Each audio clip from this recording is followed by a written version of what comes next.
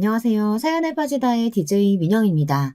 오늘도 두 가지 사연 준비되어 있는데요. 시작하기 전에 구독과 좋아요 버튼 꼭 눌러주시고요.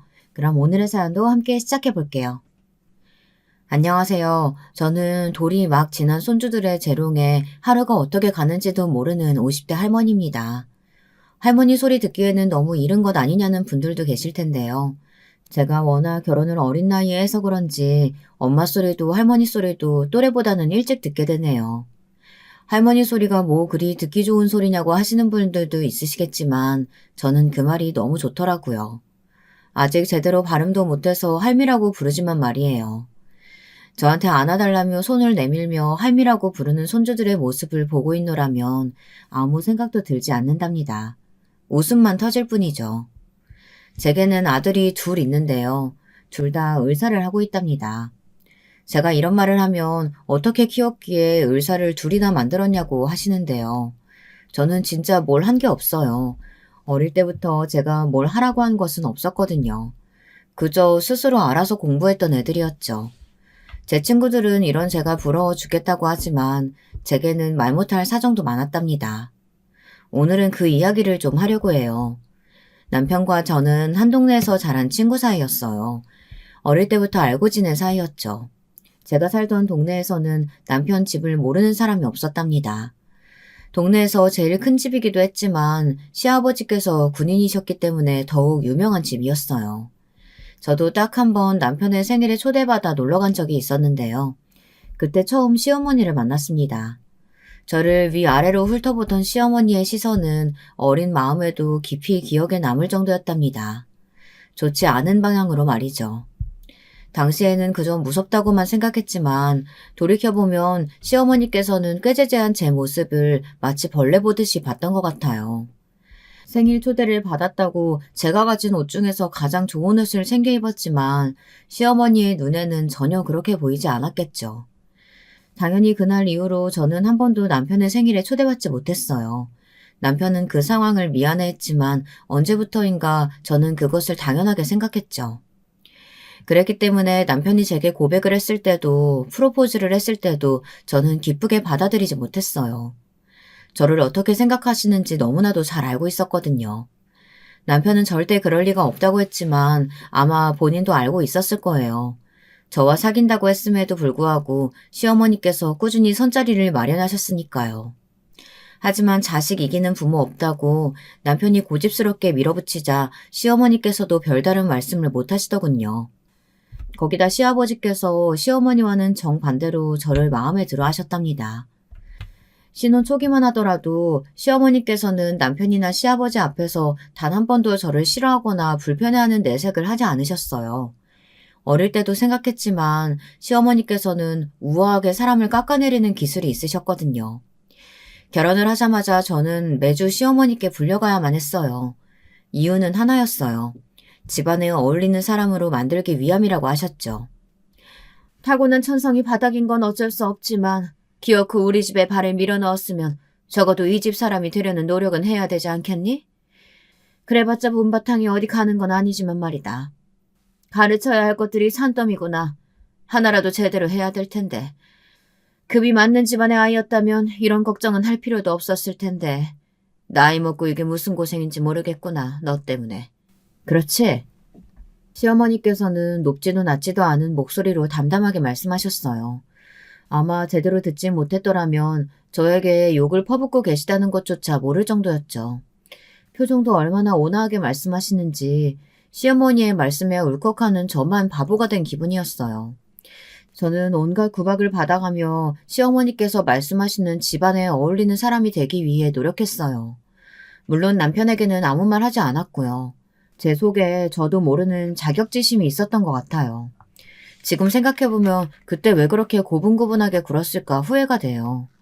그저 시어머니께서 너는 부족하다, 너 같은 모자란 애는 처음이다, 이런 것도 제대로 못하면서 지금까지 숨은 왜 쉬고 있냐.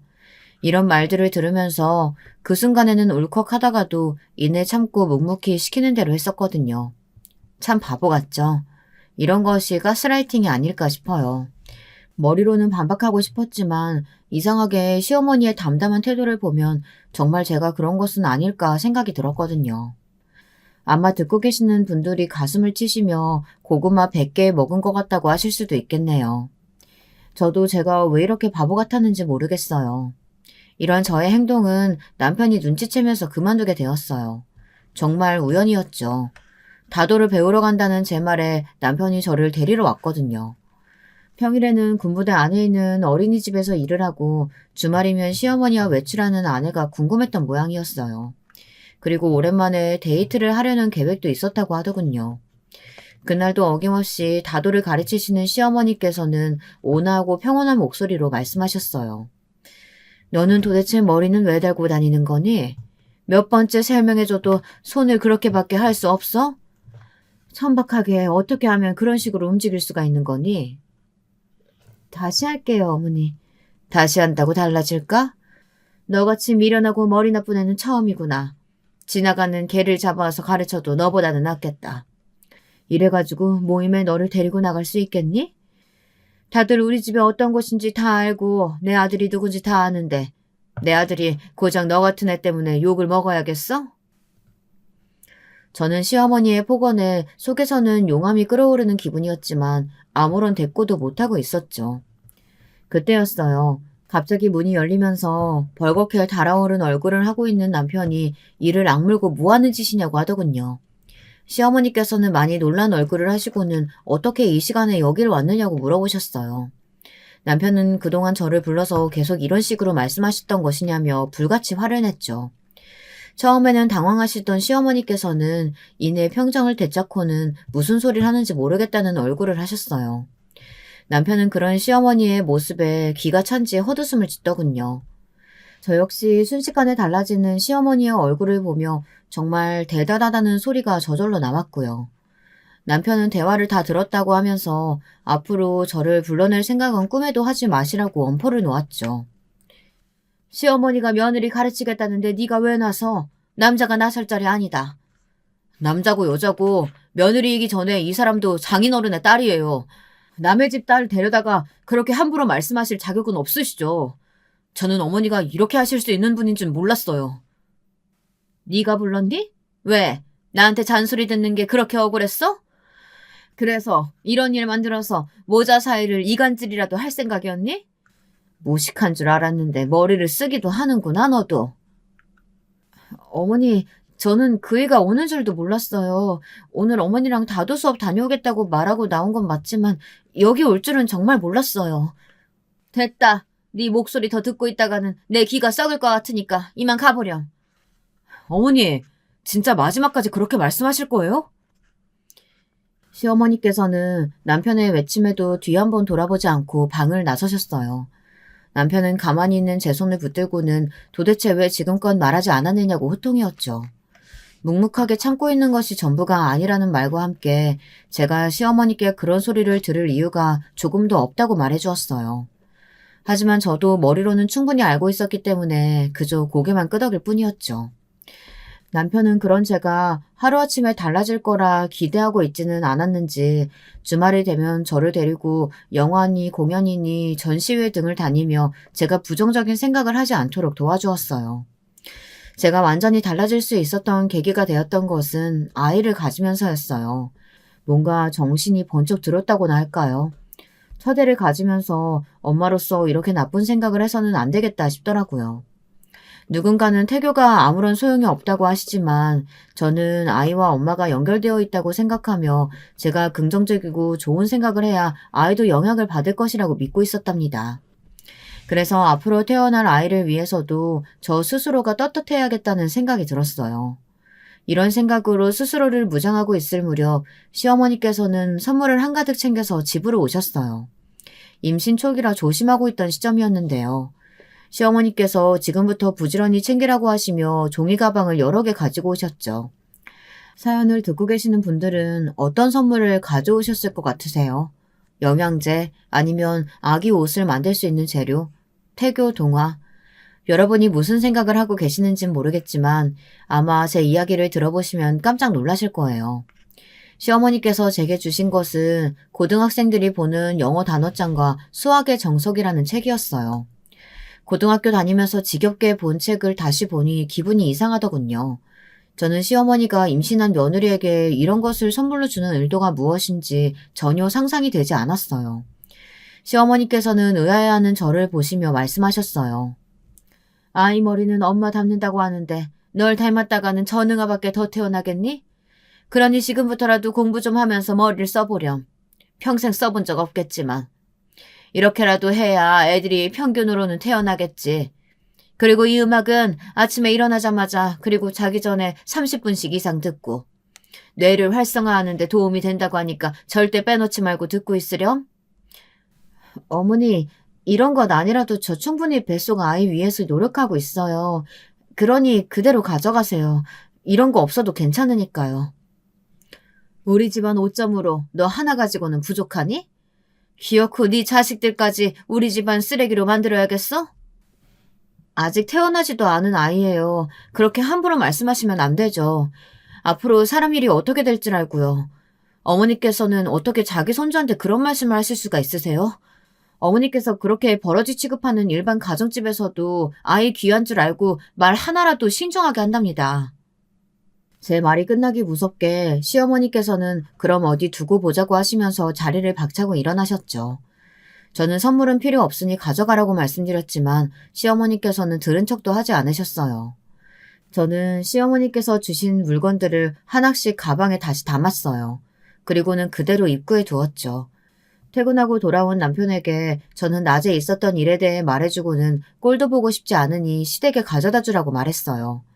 남편은 뭐하러 돌려주느냐며 그냥 버리자고 하더군요.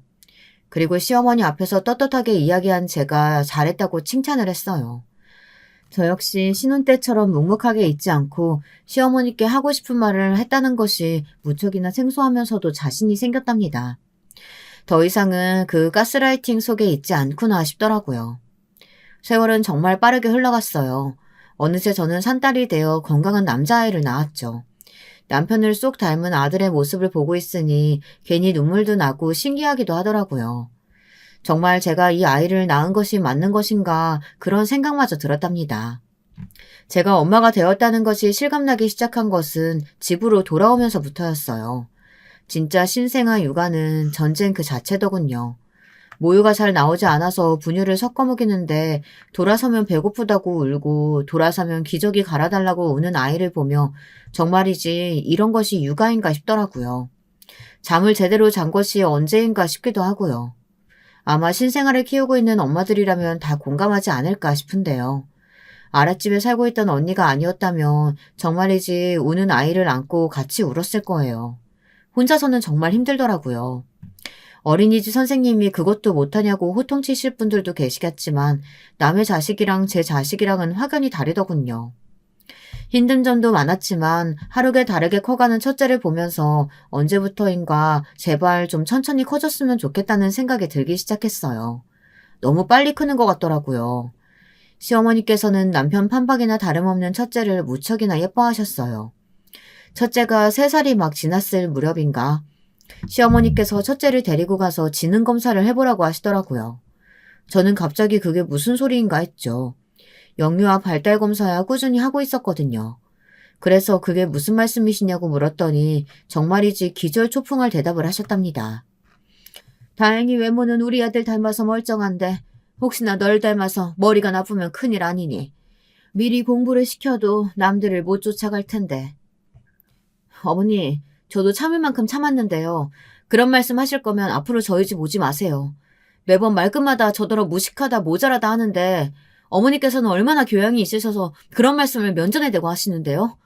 저한테는 집안에 어울리는 사람이 되어야 한다고 하시면서 과연 어머니께서는 어울리는 행동하고 있다고 생각하세요? 아주 자식 낳고 보니 눈에 보이는 것이 없나 보구나. 시어머니 어려운 줄도 모르고 아무 말이나 내뱉고 말이지. 상대방을 무시하고 깔보는 그런 말투를 저희 아이가 보고 배울까 무섭네요. 그러니 그런 말씀 하실 생각이시면 오지 마세요. 저는 단호하게 시어머니께 나가달라고 했어요. 시어머니께서는 저의 이런 행동에 약간은 놀라신 눈치였어요. 매번 남편의 뒤에서만 있을 줄 아셨겠지만 저는 더 이상 예전의 제가 아니었죠. 그렇게 시어머니를 보내고 저는 그 뒤로도 시댁에 가지 않았어요. 둘째를 가졌기 때문이기도 하지만 첫째에게 이상한 생각을 주입시킬까 걱정이 되기도 했거든요. 둘째는 성격이 급한지 주스를 다 채우지 못하고 일찍 세상 밖으로 나왔어요. 덕분에 인큐베이터 안에서 생활을 해야 했죠. 혹시나 건강에 문제가 있는 것은 아닐까 걱정을 많이 했는데 다행히 그런 것은 없었고요. 너는 고작 애를 10달 품는 것도 못해서 이 사단을 만드니? 만약에 문제라도 생기면 어쩔 뻔했어. 평소 몸 관리를 어떻게 했기에 애가 일찍 나와? 그게 이 사람 문제는 아니죠. 갑자기 진통이 시작된 것뿐인데 왜 그런 것조차 이 사람 탓을 하세요? 그럼 누구 탓하란 말이야? 엄마라는 사람이 얼마나 조심성이 없으면 그런 일이 생겨? 자꾸만 제 탓이라고 하시는데 의사 선생님께 물어보세요, 어머니. 제가 잘못한 건지. 아무리 제가 손끝에 박힌 가시 같은 존재라고 해도 그렇게 몰아가시면 안 되죠. 적당히 좀 하세요. 어머니는 앞으로 여기 안 오시는 게 좋겠어요. 오셔서 자꾸 억지만 부리시고 제 앞에서도 그런 말씀하시는데 저 없는 곳에서는 얼마나 더 하셨을까 상상도 안 되네요. 이만 가세요, 어머니. 남편은 시어머니의 억지에 진절머리가 난다며 내쫓다시피 시어머니를 밖으로 모셨죠. 그 뒤로 몇 번은 더 시어머니께서 오고 싶어 하셨지만 저도 남편도 단호하게 거절했답니다. 이날 일이 기폭제가 된 것인지는 모르겠지만 남편은 그 뒤로 시댁에 저희 가족 전부가 가는 것을 못마땅해 했어요. 자꾸만 혼자 다녀오겠다고 했죠. 시댁에서는 아이들이 보고 싶다는 말씀을 많이 하셨는데 남편은 특별한 기념일이 아니고서야 절대로 시댁에 가지 말라고 당부를 하더라고요. 아이들이 커가면서 저는 아이들이 많은 것을 경험하고 많은 것을 생각할 수 있었으면 좋겠다 싶었어요. 특히 토요일마다 도서관에서 하루를 보냈는데요. 그 시간을 제일 좋아하더라고요. 다른 아이들은 장난감에 만화만 보고 있다는데 기특했죠. 하지만 이런 저의 교육 방법이 시어머니 눈에는 차지 않으셨죠. 그날은 시아버지의 생신이라 일식 집에 모이기로 했어요. 저는 아이들과 외출할 때 보고 싶은 책을 한두 권씩 챙겨나가는 편인데요. 그날은 첫째가 도서관에서 빌린 책을 챙기더라고요. 저는 책을 깨끗하게 잘 챙겨야 한다고 하고는 늘 들고 다니는 가방에 넣어주었죠. 둘째는 그림만 보는 수준이었지만 그래도 형이 보면 옆에서 자기도 책을 보겠다고 떼를 쓰는 아이라 그림책도 챙겼고요. 시아버지께서는 어떻게 볼 때마다 이렇게 무럭무럭 자라는지 모르겠다고 감탄을 하셨어요. 시어머니께서는 이런 중요한 자리에 옷도 제대로 고를 줄 모르냐며 타박하셨지만 저는 그냥 흘려 넘겼습니다. 식사가 시작되고 아이들은 금방 배가 부른지 책을 꺼내서는 둘이서 소곤거리며 보기 시작했어요. 중간중간 제게 물어보기도 했지만 자기들끼리 너무 얌전하게 잘 앉아 있었죠. 형님은 어떻게 저렇게 얌전하게 있을 수 있냐며 자신의 아이들이랑 비교된다고 부러워하셨지만 저는 오히려 너무 앉아만 있으려고 해서 고민이라고 말하며 나름 화기애애한 시간을 보내고 있었답니다. 그때였어요. 너희 집 그렇게 궁핍하니? 둘이 벌면서 도대체 돈은 어디다 쓰는 거야? 혹시 너 우리 아들 몰래 친정에 돈 가져다 주고 그러니? 어머니, 무슨 말씀을 하시려고 그러세요? 저희 충분히 잘 지내고 있고 설사 저희가 장인어른께 용돈 챙겨드린다고 해서 문제되는 것도 아니잖아요. 남편의 말에 시어머니께서는 정말 친정에 돈을 보내주느냐며 놀란 목소리로 말씀하셨어요. 당시 아버지께서 일을 하시다 손을 좀 다치시는 바람에 집에서 쉬고 계셨거든요. 그래서 생활비를 조금 챙겨드리기는 했었는데 그것이 무슨 문제가 된다고는 전혀 생각해보지 않았던 저는 시어머니의 그런 반응이 달갑지 않았어요. 저는 무슨 말씀을 하고 싶으셔서 그런 것을 물어보시냐고 말했죠. 저도 모르게 날선 반응을 보여 민망하긴 했지만 그래도 내색하지 않으려고 애썼답니다.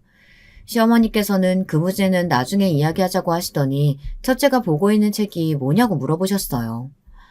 오늘 낮에 도서관에서 읽어보니 너무 재밌다고 하기에 빌렸는데요. 무슨 문제라도 있으세요? 책 그거 얼마나 한다고 더럽게 다른 사람들 손때 묻은 책을 보게 만들어? 서점 갈 돈도 없니? 서점 갈 돈이 없는 것이 아니라 저는 아이들이 도서관에서 배울 것들이 많다고 생각하기 때문에 아이들과 함께 갔고 아이가 원해서 책을 빌렸을 뿐이에요. 그게 비난받을 일은 아닌 것 같은데요. 그래, 말 잘했다. 도서관 좋지. 그런데 너는 애들이 이렇게 클 동안 고작 도서관 데리고 다닌 게 다냐? 이만한 나이면 외국어도 시작하고 기본적으로 음악, 미술, 체육 하나씩 골고루 배워야지.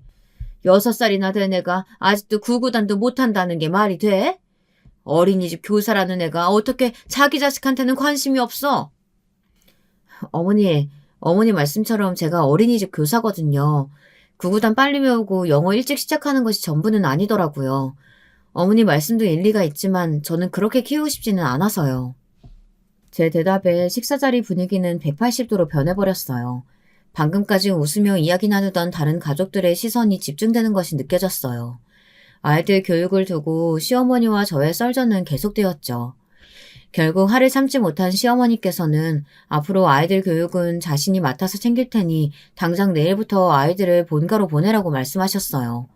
당연히 저는 못한다고 대답했죠. 당신이 나설 자리가 아니야. 애들 엄마가 어련히 잘 키울까? 당신은 가만히 있어요. 여보, 속 편한 소리만 하고 계실 상황 아니에요. 제가 뭐라고 그랬어요?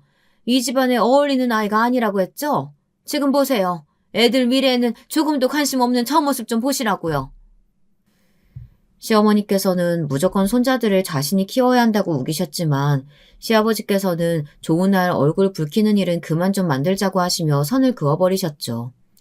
제가 말리지 않았더라면 남편이 나서도 12번은 더 나서서 시어머니께 따지고 들었을 거예요. 그렇게 가족 식사 자리는 마지막에 냉랭한 분위기로 마무리되었답니다. 하지만 결정적으로 저희 집이 시댁 식구들과 인연을 끊은 것은 다른 사건 때문이었어요. 해가 몇 번은 더 바뀌고 큰애도 초등학생이 되었죠. 그날은 명절에 차례를 지내려고 친척들이 다 모인 자리였어요. 어른들 앞에서 한껏 을젓한 척하고 있던 첫째에게 어른들이 커서 뭐가 되고 싶으냐고 물어보셨죠. 첫째는 크고 또랑또랑한 목소리로 의사가 되고 싶다고 대답했어요. 그 나이대야 아이들이 그렇듯 첫째도 매일 꿈이 바뀌고 있었는데요. 당시 제가 열이 높아서 병원에 일주일 정도 입원을 했었는데 그때의 기억이 강렬했던 것인지 의사가 되고 싶다고 말하더군요. 어른들은 웃으시며 훌륭한 의사가 될 것이라고 덕담을 해주신 가운데 시어머니께서 한마디 하시더군요. 제 마음에 불을 지른 한마디였죠. 의사는 무슨, 엄마 머리 담았으면 절대 못하죠. 제가 가르쳐봐서 아는데 진짜 얼마나 머리가 나쁜지 그런 앤 처음 본다니까요. 엄마 그만 좀 해. 아니 친척 어른들 다 계신 자리에서 뭐 하는 짓이야. 애도 듣는데. 내가 뭐 틀린 말 하고 있는 것도 아닌데 너희 엄마가 워낙 등신이라 너는 너희 엄마 머리 닮아서 그런 일을 못할 거야. 나중에 좌절하지 말고 애당초 다른 꿈 생각해보렴. 알겠니? 방금까지 웃고 떠들던 친척들이 다들 입을 떡 벌리고 시어머니를 바라보셨어요. 시어머니께서는 첫째의 머리를 쓰다듬어 주시면서 다 머리 나쁜 엄마 탓을 하라고 하더군요. 순간 눈이 돌아버린 저는 그런 시어머니 손을 소리나게 쳐냈어요. 시어머니께서는 깜짝 놀라시며 지금 뭐 하는 짓이냐고 하시더군요. 제가 하고 싶은 말이네요. 지금 아이한테 뭐라고 하셨어요?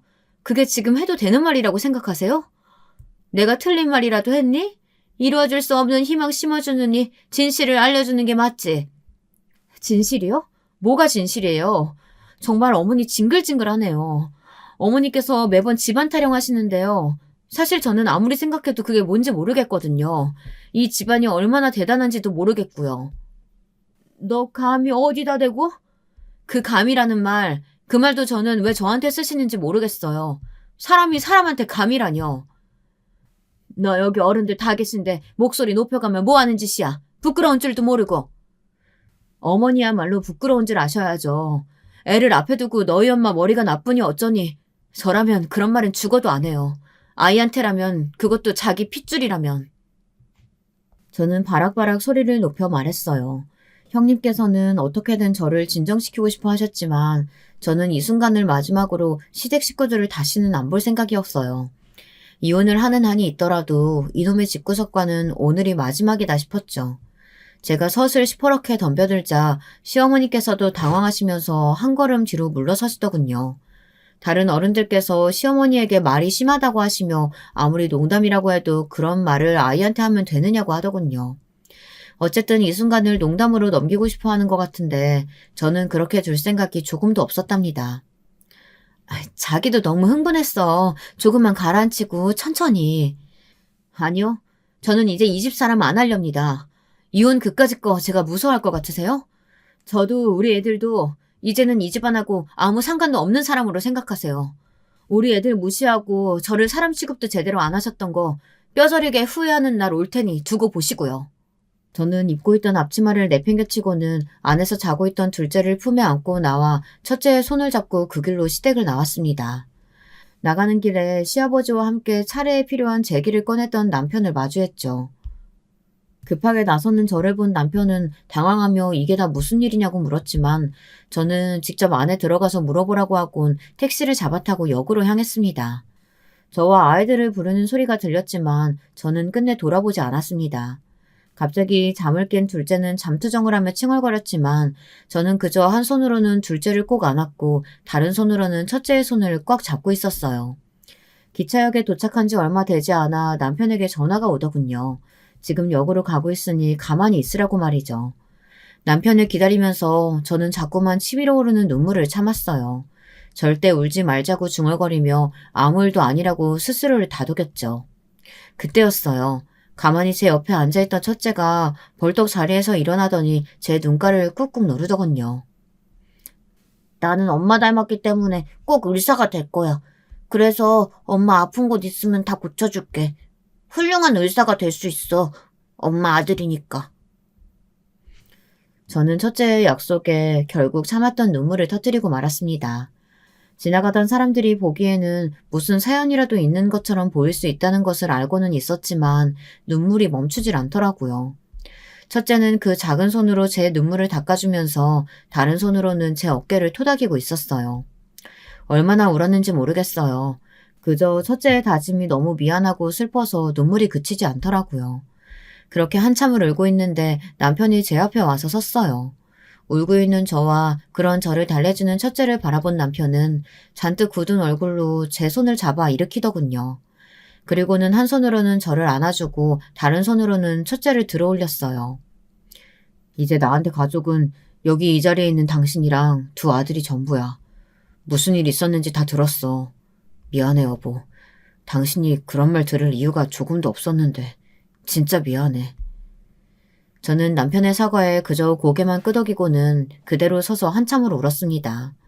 둘째는 영문도 모르고 엄마 아빠가 우니까 따라 울기 시작했고 첫째는 그 작은 주먹에 힘을 꼭 주고는 끝까지 눈물을 참았답니다. 그날 이후 저희는 시댁과는 완벽하게 인연을 끊었습니다. 그나마 마음을 터놓고 지냈던 형님과도 아예 연락을 정리했죠. 형님께서는 서운해하시면서도 저를 이해해 주셨어요. 자기 어머니지만 진짜 말도 안 되는 사람이라고 하시며 저더러 그래도 가끔 문자는 주고받자고 하셨죠. 하지만 남편은 조금의 여지도 남기지 않겠다고 하며 그렇게 좋아하는 누나마저도 단호하게 밀어내더군요. 그 일이 바로 지금으로부터 20년 전의 일이랍니다. 우리 아들들이 의사가 된 것은 아마도 그날 때문이 아니었을까 싶어요. 정말 그렇게 공부에 열을 올릴 것이라고는 상상도 못했거든요. 지금 첫째는 간담체외과를, 둘째는 심장외과를 전공해 대학병원에서 근무하고 있답니다. 둘째는 형이 그렇게 쫓아다니더니만 결국은 의대도 따라가더군요. 첫째는 동기와 결혼까지 했고요. 그러던 어느 날이었어요. 남편 몰래 문자만 주고받던 형님께서 만나서 이야기를 좀 하고 싶다고 하시더군요. 20년 동안 한 번도 없었던 일에 저는 망설이지도 않고 형님께서 부르시는 곳으로 나갔죠. 강산이 2번이나 바뀔 시간이었는데 형님은 하나도 변한 것이 없더군요. 형님은 잘 지냈냐고 웃으시며 인사를 건넸지만 그 모습이 꽤나 수상하게 느껴졌어요. 저는 무슨 일이 생긴 것이 분명하구나 싶었죠. 하지만 형님께서는 좀처럼 말을 꺼내지 못하고 자꾸만 다른 말씀만 하시더라고요. 저는 참을성 있게 기다리고 있었죠. 한참을 빙빙 둘러 말씀하시던 형님은 결국 마음을 정하셨는지 충격적인 말씀을 꺼내셨어요. 사실 이런 말을 꺼내기가 참 민망하고 부끄러운데 너무 급해서 어쩔 수가 없었어. 사실 엄마가 좀 아프셔 올케. 어머님이 아프시다고요? 어디가요? 간에 문제가 생기셨는데 수술을 해야 한다고 하더라고. 그래서 병원을 알아보니까 딱 올케가 생각나더라. 큰애가 아직도 그 병원에 있지? 저는 형님이 왜 그렇게 망설이며 이야기를 꺼내시는지 이해가 되었어요. 간에 관해서는 첫째가 있는 병원이 유명했거든요. 형님께서는 제가 나서서 어떻게든 해주기 바라고 말씀을 하셨지만 저는 쉽게 대답이 나오지 않았어요. 사실 20년 전의 그 일은 저도 이제는 어렴풋하게 기억에 남았지 시어머니에게 딱히 감정이 남지는 않았거든요. 하지만 첫째나 남편은 아니더라고요. 아직도 그날의 기억이 생생한 것 같았죠. 저는 형님께 솔직히 말씀드리고 이야기는 해보겠지만 장담은 못 드린다고 했어요. 형님은 말이라도 그렇게 해주는 것만으로도 충분하다고 말씀하셨어요.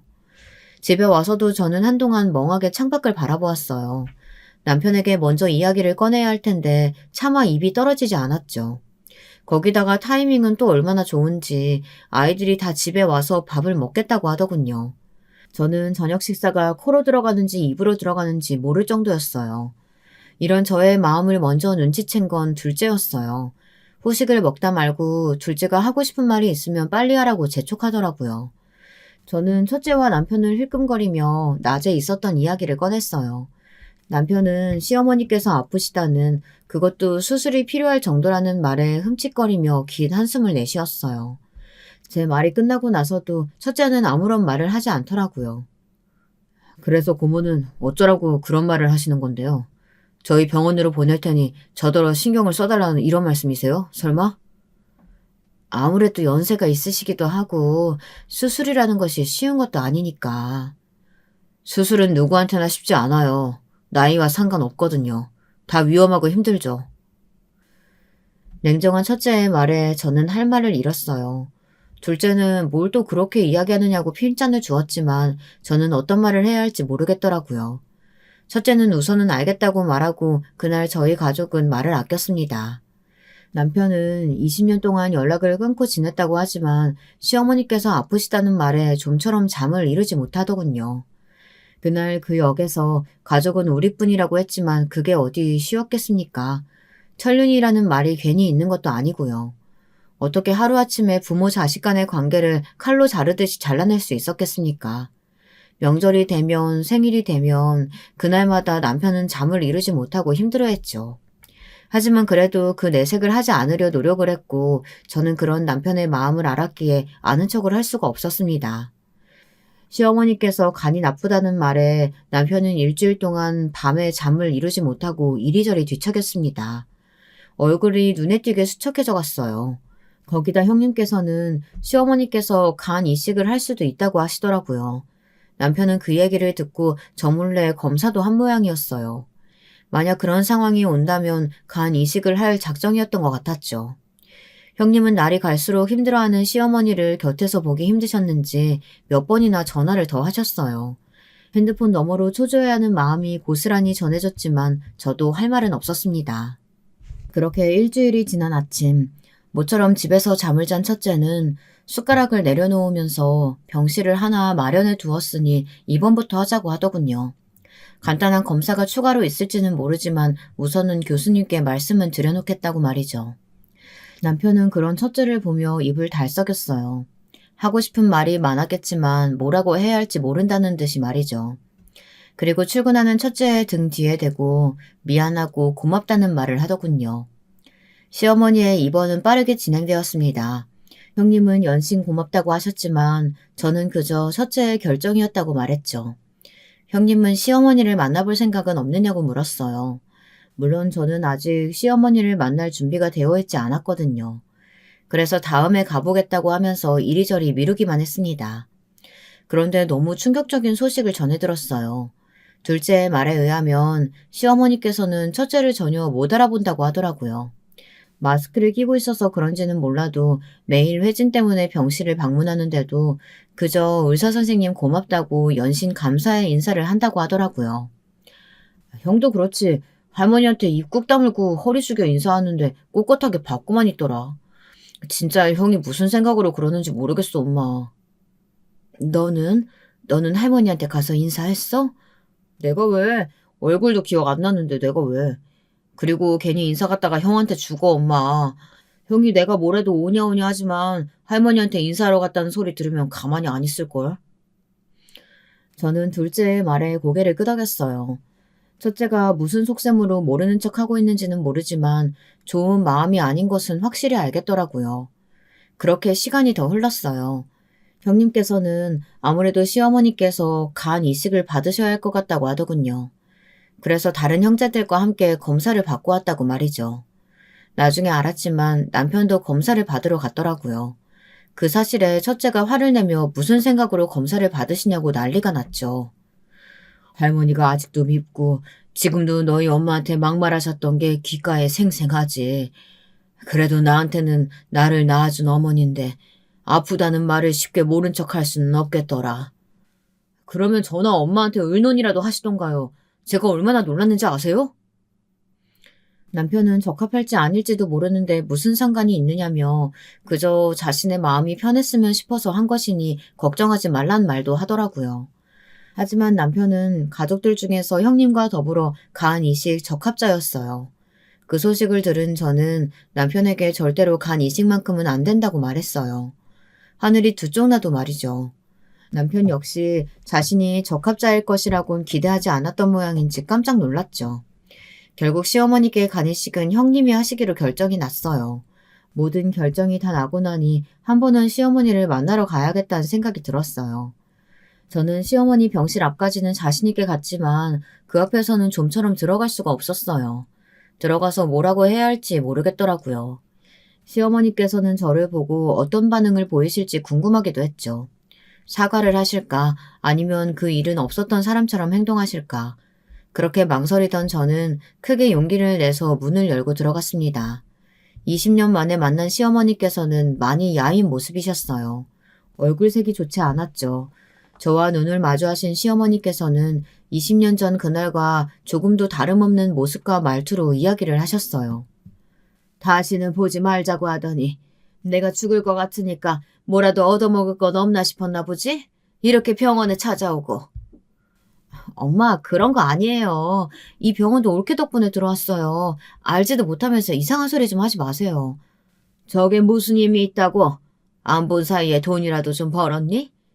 그런데 하고 다니는 꼴을 봐서는 촌티가 줄줄 흐르는 것이 그런 것 같지는 않은데 말이야. 어머니는 아프시다고 하시더니 여전하시네요. 사람 무시하는 말씀은. 어머니? 내가 어머니긴 하니? 왜 그날 그렇게 큰 소리 치고 나가더니 고장 나 아프다는 소리에 혹시라도 내가 죽으면 떨어질 유산이라도 있을까 싶어 쪼르르 달려오다니. 역시 내 눈이 틀리지 않았지. 나는 알았거든. 너의 그 천박함은 절대로 없어지지 않을 거라고. 정말 정신이 번쩍 들더군요. 역시 세월이 아무리 변해도 사람은 변하지 않는다는 것이 맞는 말이다 싶었어요. 사람을 무시하는 말은 나이가 들어 더 단단해지고 거칠어져 있었어요. 며칠을 고민했던 제가 우습더라고요. 이런 사람을 걱정하고 마음을 썼다니. 일주일 동안 잠을 이루지 못한 남편도 불쌍했고요. 그때 문이 열리는 소리와 함께 선한 목소리가 들렸어요. 저도 예상했는데 어쩜 조금도 비켜가질 않으시네요. 참 여전하세요. 사람을 눈 아래로 두시는 것도 그대로고 자신만 잘나는 줄 아는 그 말투도. 하긴 사람이 변하면 죽는다고 하죠. 의사 선생님께서 갑자기 무슨 일로? 시어머니께서는 들어서는 첫째를 보며 눈을 크게 뜨곤 말을 잇지 못하셨어요. 일주일 동안 하루도 빠짐없이 보던 의사가 마스크를 벗자 당황하시며 찬찬히 얼굴을 뜯어보셨죠. 그리고는 첫째의 얼굴에서 어린 시절의 모습은 물론 남편의 모습을 알아보신 것인지 미간에 주름을 잡으시며 저를 바라보셨어요. 심지어 하얀 가운에 달린 명찰을 확인하고는 금방이라도 눈이 튀어나올 것 같이 놀란 얼굴을 하시더라고요. 첫째는 그런 시어머니에게는 시선조차 주지 않고는 제 곁에 서서 제 어깨에 팔을 둘렀어요. 형님께는 가볍게 목례를 하고 말이죠. 형님은 밖에서 보면 못 알아볼 정도라고 하면서 깜짝 놀라셨어요. 얼마 뒤 또다시 문이 열리면서 둘째와 며느리가 연달아 들어왔답니다. 다들 가운을 걸친 상태이다 보니 시어머니께서는 할 말을 잃은 듯이 입술을 깨물고 계셨죠. 그 모습을 보는데 괜히 기분이 좋았습니다. 특히 일그러진 시어머니의 얼굴이 너무 좋더라고요. 워낙 오랜만에 만나서 그런지 첫째를 못 알아보셨다죠. 매일같이 병실 왔다고 하던데. 그때마다 어머니께서 첫째 붙들고 감사하다는 말을 몇 번이나 하셨다고요. 그렇게까지 하셨으면서 어떻게 못 알아보셨는지 모르겠네요. 첫째를 못 알아보셨으면 당연히 둘째도 잊으셨겠죠. 여기 심장외과에서 일하고 있고요. 여기는 작년에 첫째랑 결혼한 이병헌 산부인과 의사고요. 다음 달에 둘째도 결혼하는데 병원 앞 약국에서 일하고 있어가지고 오지를 못했네요. 손주 며느리는 처음 보시죠? 의사라고? 얘들이 의사가 됐다고? 그 애들이 어떻게 다 의사가? 제 속에 시어머니는 말문이 막히셨는지 정말 의사가 된 것이냐고 형님을 돌아보며 물어보셨어요. 둘째는 의사 가운을 펄럭이며 그럼 어디서 빌려왔겠냐고 말하며 눈으로 보면서도 왜 못 믿으시냐고 하더군요. 그러면서 혹시 눈이 안 좋으시면 안과에 이야기를 해주겠다는 말을 하는데 제 아들이긴 하지만 정말 얄밉더라고요. 시어머니께서는 둘째를 향해 눈을 부라리며 다시금 아이들을 하나씩 바라보셨어요. 다 엄마를 닮은 덕분 아니겠어요? 할머니께서는 제가 엄마 때문에 의사가 될 수 없다고 아주 확신을 가지고 말씀하셨는데 아쉬우시겠어요? 그때가 언젠데 아직도 기억하고 있어. 너도 참 한참은 어릴 때였는데 말이야. 한참 어린 것은 아니죠. 그때 제가 초등학생이었는데요. 한 20년 정도 되었죠. 그 많은 친척들 앞에서 할머니께서 제 머리 쓰다듬어 주시면서 엄마 닮아 의사는 못 될 테니 포기하라고 말씀해 주셨던 거요. 제가 그 말을 어떻게 잊겠습니까? 그날 역에서 엄마 우시는 모습마저도 어제 일처럼 아주 생생하게 기억하는데요. 그리고 제가 그 말을 잊으면 할머니께서 얼마나 섭섭해 하시겠어요. 명절에 덕담이라고 해주신 말씀인데. 첫째의 말에 싸한 분위기가 감돌았어요. 시어머니께서는 민망한 듯 헛기침을 하시더군요. 하지만 그것도 잠시 곧 허리를 꼿꼿하게 세우시고는 첫째를 바라보며 말씀하시는데 정말이지 기가 차더군요. 그래서 내 덕분에 의사 됐으니 고맙다고 인사라도 할 작정이냐? 아니면 나더러 말이 심했으니 사과라도 하라는 말이냐? 엄마 진짜 왜 이래요? 엄마가 잘못한 일이잖아요. 그냥 미안하다고 하면 넘어갈 일을 가지고. 내가 왜? 없는 말 한 것도 아닌데. 듣기 싫은 소리였을진 몰라도 나는 거짓말은 안 했다. 그래도 얼마나 피나는 노력을 했는진 알겠구나. 머리가 안 되니 손발이 꽤나 고생했겠어. 저는 시어머니의 말에 정신이 아득해지는 것 같았어요.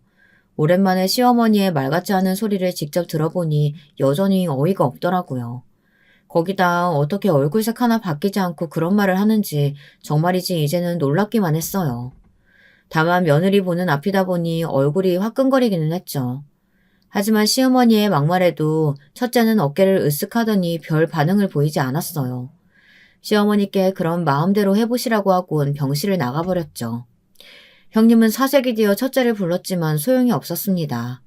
며느리는 이미 첫째에게 다 이야기를 들었는지 방긋 웃으며 시어머니께 부디 이 순간을 후회하셨으면 좋겠다고 하곤 나가버렸고요. 둘째는 휘파람을 불면서 기억에는 없지만 왜 형이 그렇게 할머니를 싫어하는지 알겠다고 했죠. 시어머니께서 한마디 하려고 하자 둘째는 재빠르게 저나 아버지 아니었으면 인사할 생각도 없었다고 말하며 제 팔을 잡아 끌고는 나가자고 하더군요. 저는 둘째를 다독여 내보내고 시어머니를 바라보았어요.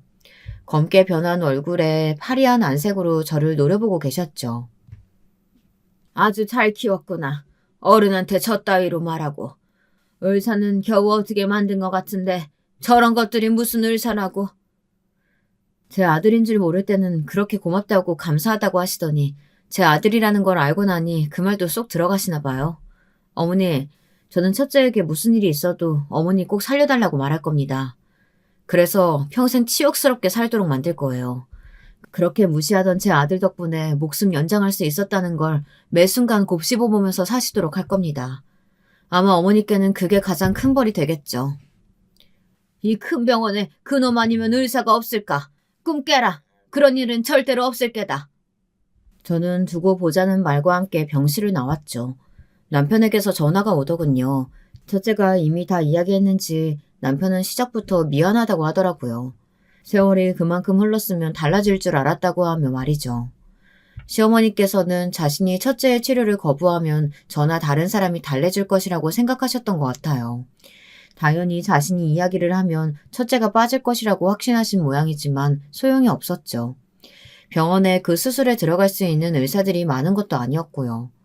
시어머니께서는 자신의 계획과는 다르게 흘러가는 상황에 꽤나 많이 당황하셨어요. 처음에는 상황을 설명하던 담당 의사도 첫째에게 모든 것을 맡긴 것 같았습니다. 그 상황에서 첫째는 자꾸 치료를 거부할 생각이면 다른 환자를 위해 병실을 비워달라는 말까지 했다고 하더라고요. 시어머니께서는 또 그 말이 발작 버튼이 되어서는 아주 병실이 떠나가라 소리를 지르시다가 곁에 있던 다른 환자분들의 핀잔에 바로 입을 닫아야 했던 일도 있었답니다. 병원에서는 우리 가족의 스토리가 언제 소문이 났는지 외국 사람들은 물론 몇몇의 환자들마저 알게 되었죠. 시어머니를 앞에 두고 흉을 보는 사람들도 많아지자 시어머니의 스트레스는 극에 달하기 시작했어요. 당연히 시간이 지날수록 시어머니의 경과는 점점 나빠지기 시작했고 그 고통이 더 심해졌죠. 결국 시어머니께서는 첫째를 붙들고 말하셨어요. 내가 잘못했다. 살려다오, 살려줘. 제발 아픈 것만 좀 끝내줘. 저한테서는 죽어도 치료 안 받는다고 하셨으면서 갑자기 왜 그런 말씀을 하세요? 그냥 다른 병원으로 가시면 된다니까요? 아니야, 이 할미가 잘못했다. 구해줘, 살려줘, 제발. 고통에 겨우 말을 이어가던 시어머니께서는 힘없는 두 손을 비비며 애원까지 하셨죠. 결국 그렇게 거절하던 치료를 받아들인 시어머니께서는 수술까지 일사천리로 이어졌답니다. 당연히 그 수술은 성공했고요. 수술에서 깨어난 시어머니에게 저는 전에 했던 말을 다시 속삭였어요. 평생 누구 덕에 살았는지 곱씹어 보시라고 말이죠. 자기가 그렇게 무시했던 사람의 손에서 다시 삶을 얻은 기분을 만끽하라는 제 말에 시어머니께서는 몽롱한 상태에도 인상을 쓰시더군요. 그런데 어쩌겠어요. 그게 사실인데 말이죠. 아마 시어머니께서는 정기 검진 받을 때마다 상기하시겠죠. 이 모든 순간을 말이에요. 마지막까지 제 사연 들어주셔서 정말 감사합니다. 여러분, 두 번째 사연 시작하기 전에 좋아요와 구독 꼭 눌러주실 거죠? 그럼 두 번째 사연 바로 시작합니다. 이번 사연을 제가 여러분께 소개해드리기 전에 먼저 읽어보고 느낀 바는 군자의 복수는 10년이 걸려도 늦지 않다라는 표현이 생각난다는 것이었어요. 어떤 이야기인지 저와 함께 만나보시겠어요? 안녕하세요. 제가 사연에 빠지다 채널을 정말 애청하고 있는 사람인데요. 설마 제가 직접 사연을 신청해보게 될 줄은 몰랐어요. 글재주도 없는 것 같고 무엇보다 저에게는 사연으로 내세울 만한 경험담이 없는 것 같았거든요. 그러다가 여느 때처럼 유튜브 켜자마자 사연에 빠지다에 들어가서 사연 영상들을 쭉 살피던 중에 잠깐만, 이제 보니까 나한테도 이 사연 같았던 일이 벌어진 적이 있었잖아? 세상에 어쩜 그 엄청난 일을 겪고도 왜 나한테는 특별한 경험이 없다고 생각을 했었지? 이런 생각을 저로 하여금 들게 만든 어떤 사연 한 편이 있었습니다. 비슷한 느낌의 사연들이 존재한다면 그것은 바로 저처럼 내가 겪은 일과 흡사한 사연을 보고 나서 나도 사연을 보내보기로 결심하였기 때문인 것 같네요. 그런 걸 보면서 깜빡 잊고 있었던 특별한 과거가 생각나기 마련이니까요. 젊었을 적에는 기억력이 좋다 못해서 엄청 뛰어났고 며칠 전 갔던 식당의 메뉴판조차 얼추 기억해냈던 사람이 바로 저였는데요. 세월 앞에서는 장사 없더라고요. 나이가 들면서 어디 가서 기억력을 절대 자랑할 수 없는 사람이 되어버렸어요. 부디 더 늙어서 치매만 안 오길 바랄 뿐입니다. 저는 아들 2명을 둔 엄마예요. 2명 다 장가를 들어서 저에게 어여쁜 손주들을 안겨주었습니다. 그리고 저희 집에는 미우나 고우나 제가 옆구리에 끼고 살아가는 남편이란 작자 한 분이 계시고요. 제가 사연으로 써보고자 하는 엄청난 경험담과는 조금 다른 이야기입니다마는 남편이랑 만나서 어처구니 없는 과정으로 연애를 하게 되고 거기서 또 더욱 황당한 일들을 겪으며 갑자기 결혼까지 하게 된 과거를 적자면 이 자리에 아예 전세를 내야 돼요. 그건 사연 한 편으로 정리할 수 있는 게 아니거든요. 하여간에 저는 아주 우여곡절 끝에 남편을 만나서 결혼을 한 여자입니다. 저는 이남 삼녀 집안의 넷째예요. 저의 위로 오빠랑 큰언니, 작은언니, 밑으로는 남동생이 있는 집입니다. 식구 많은 집에 찢어지기 가난하기까지 한 슬픔은 다행히 없었네요. 그냥저냥 사는 수준이었어요. 요컨대 자식들이 모두 학업을 포기하도록 강요되지 않았으며 식구들 모두 입에 무사히 풀칠하고 살 만큼은 되었다는 것입니다. 자식이 5인데 개 중에서 맞이가 아들이라는 것, 웬만하면 어떨지 상상이 되시죠? 여기에 엄청 쓸 가부장적인 아버지까지 얹으면 금상첨화가 따로 없죠. 저희 친정집은 아버지와 장남의 양대 산맥으로 이루어진 권력의 구조를 지니고 있었습니다. 큰언니는 어머니와 항상 한패거리를 이루어서 친목을 다졌어요. 참고로 오빠와 큰언니가 고작 1살 차이입니다. 연년생이다 보니까 서로를 견제하고 질투하고 이런 것들이 있었던 것 같아요. 오빠가 장남이랍시고 꼴의 대접은 엄청 수레받고 자라났지만 큰언니가 원체 똑똑한 사람이었던지라 머리로는 오빠가 뒤처졌었거든요. 이런 부조화에서 오는 불협화음이 있었던 것이죠. 그리고 작은 언니랑 제가 또 연년생입니다. 저희 두 사람은 가운데 낀 불쌍한 처지라는 점에서 동병상련이었어요. 위로는 자기가 이 집안의 실세라며 의수대는 오빠와 어머니의 오른팔이자 똑똑하고 성깔 더러운 큰언니와 아래로는 부모님으로부터 귀여운 막둥이 완자님으로 여겨지는 남동생을 두고 있었으니 작은 언니랑 제가 똘똘 뭉쳐서 잘 지냈다면 서로에게 이득이지 않았을까 이런 생각을 한 적이 몇 번 되네요. 하지만 어렸던 저희는 연년생인 김에 더욱 치고받고 싸우면서 자랐습니다. 위아래서 받는 부당함과 서름을 저희는 각자에게 풀어냈던 거예요. 서로 하도 으르렁거리면서 싸우면서 자랐던지라 고등학교를 다닐 때까지는 맨날 눈을 째려댔습니다. 그러다가 성인이 되고 나서부터는 뭐랄까요? 함께 가운데 끼어 살아온 역경을 지나온 것에 대한 전우애 같은 것이 조금씩 생겨났습니다. 네 마음은 세상에서 내가 제일 잘 알고 내 마음은 네가 세상에서 제일 잘한다는 생각이었어요. 저희가 옛날 사람이라 그런지 요즘 젊은이들보다 사고방식이 단순하고도 순수하였죠. 성인이 되고 나니까 어떤 여자랑 결혼을 한 해 만에 떠들어대는 오빠의 모습이 눈에 들어왔고 남자친구와 성숙한 연애를 하는 언니의 모습도 눈에 띄었습니다. 이런 저의 가슴이 울렁거린다는 사실을 가장 잘 알고 있었던 사람이 바로 저의 작은 언니였죠. 어느 날 제가 작은 언니의 아는 사람을 통해서 남자를 소개받게 되었어요. 그 전까지는 자연스럽게 알게 된 사람하고만 사귀어 봤었는데 누군가가 작정하고 소개를 시켜줘서 상대를 만나는 자리는 처음이었습니다.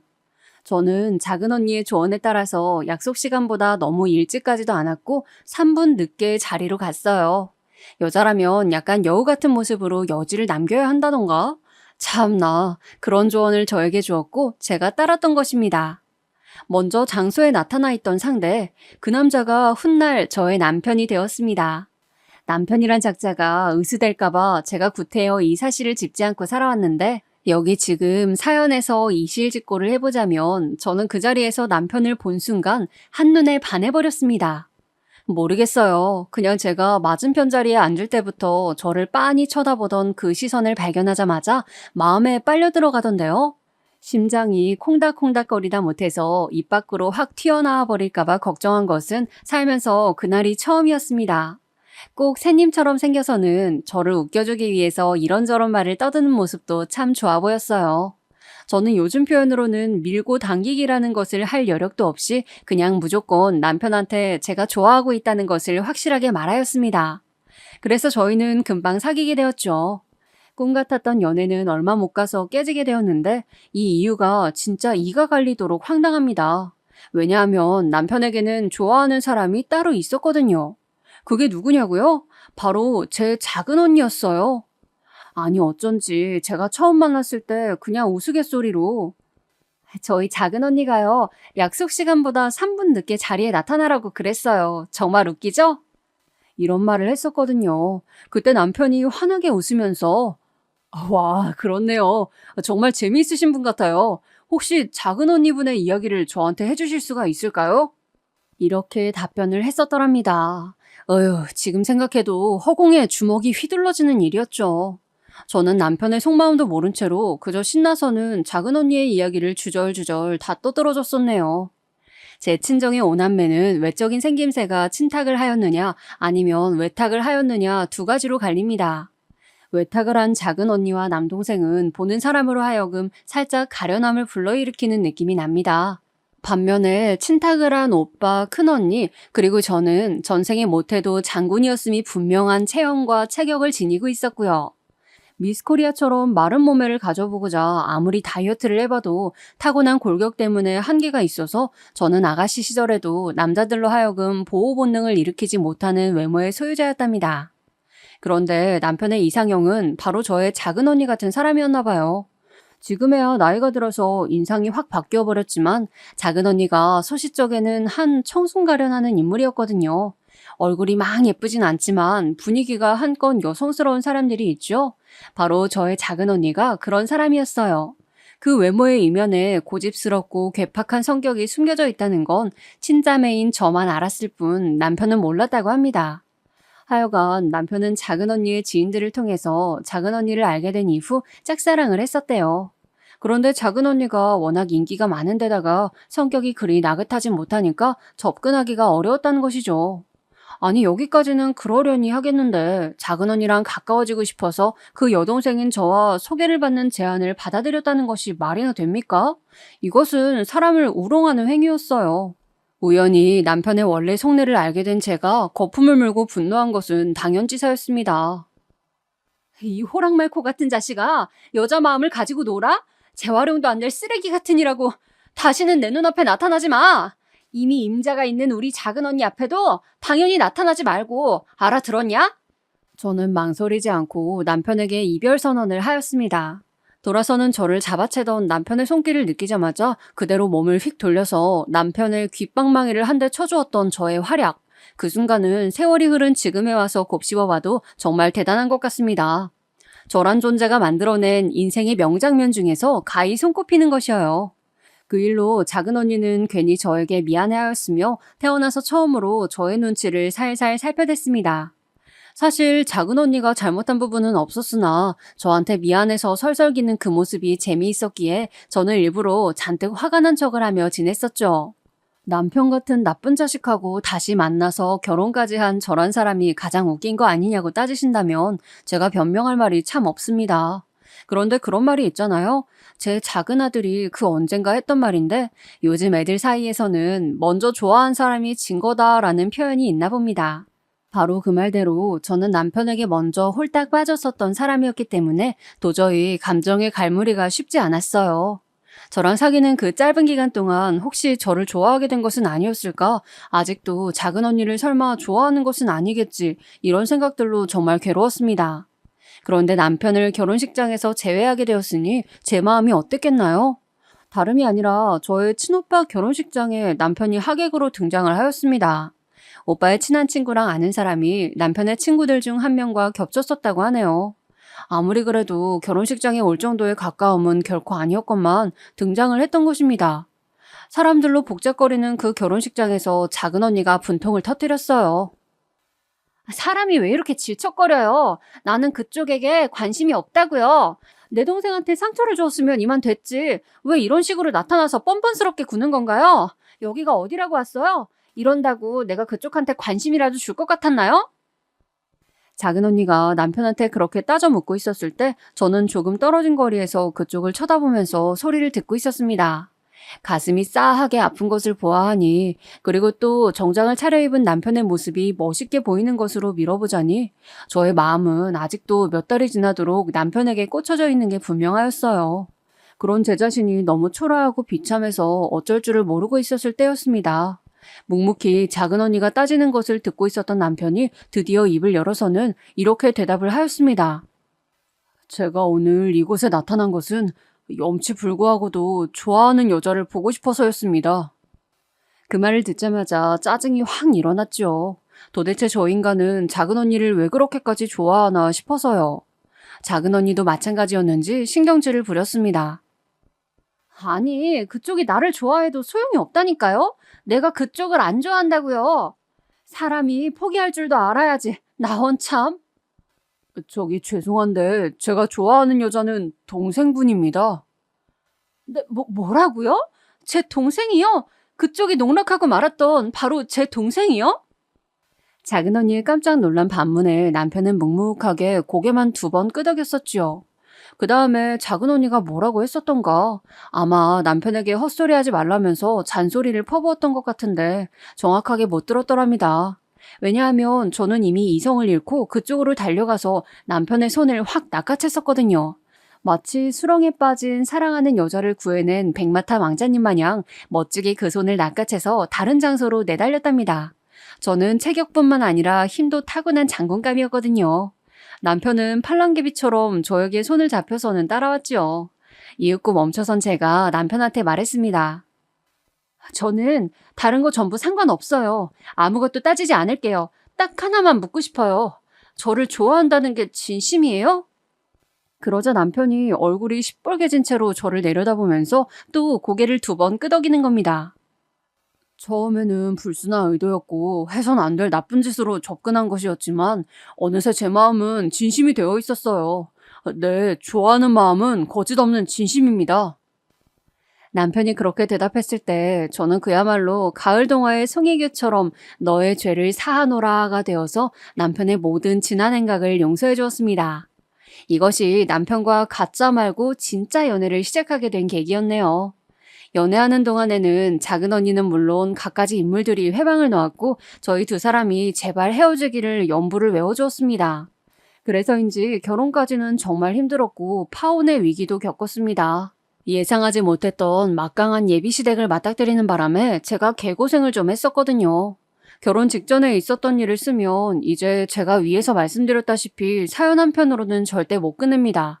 엄청나게 다사다난했었으니까요. 그래서 저의 지인들은 제가 남편이랑 결혼을 안 한 줄로만 알았었대요. 다들 저를 보면서 에이 설마 저렇게까지 상황이 안 좋은데 결혼을 하지는 못하겠지 이런 생각들을 똑같이 했다는 것입니다. 그 이야기를 저희의 결혼식 날 신부 대기실에 저를 찾아와 전해주었던 지인들 덕분에 저는 결혼식에서 눈물 한 방울도 흘리지 않을 수 있었네요. 결혼식 내내 속으로 이것들이 내가 끝내 파혼할 거라고 다들 생각했었단 말이야? 이거 아주 웃기는 짬뽕들 아니야 전부? 이런 생각을 하느라 눈물이 날 겨를이 없었거든요. 반면에 남편은 주례를 들을 때부터 이미 눈물이 그렁그렁 했었는데 양가 부모님께 인사를 올리는 순간 눈물을 주르륵 흘리고 말았답니다. 신부가 아니라 신랑이 눈물을 흘리고 있으니까 하객들은 전부 수근수근거리고 제가 아주 부끄러웠어요. 저희 결혼식에 참석했던 친척 동생들이 그러더라고요. 결혼식 모양새가 꼭 부잣집 여자한테 팔려가는 남자 같았다고요. 나라에 크게 공을 세운 여장군에게 바쳐진 남자 같기도 했다고 말입니다. 장난스럽게 그리 말한 것이었지만 듣고 있던 저는 머리 뚜껑이 조금 열리고 말았죠. 그래서 신혼 때 괜히 애꿎은 남편만 뒤지게 잡았었습니다. 왜 쓸데없이 결혼식에서 계속 쳐오는 바람에 이런저런 말들이 나오게 만들었냐고 말입니다. 남편은 저에게 용서를 빌어야만 했었죠. 이로써 남편은 연애 시작 때부터 결혼한 직후까지 저한테 미안한 일 투성이인 사람이 되었던 것입니다. 결혼 전에도 시댁 식구들 때문에 좀 여차저차한 일들이 있었고 이것 때문에 남편이 저한테 엄청 사과했었거든요. 그래서 남편은 제 앞에서 머리 숙으려야 하는 죄인이었어요. 객관적인 사실로만 따져봐도 남편이 저한테 잘못한 일이 꽤 되었었죠.